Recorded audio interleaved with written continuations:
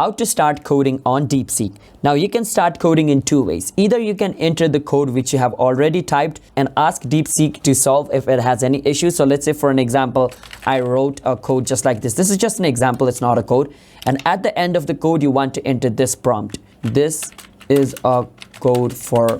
Over here, you have to explain what the code is for, like its specific work, and ask, is there any problem in it?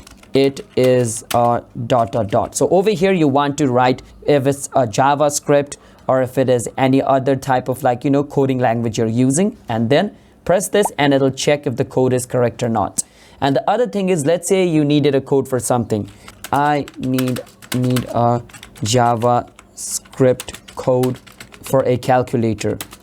Write it for me. Just write this command, click on this, and it's going to write a code for you. Okay, so that is basically it. And remember, if this is turned on, it's going to explain to you, so make sure you turn this off and just and write this again, and then it's going to give you an actual code. Okay, just like this, as you guys can see. So make sure DeepThink is off. That's how you guys can do it. Subscribe to our channel for more videos just like this.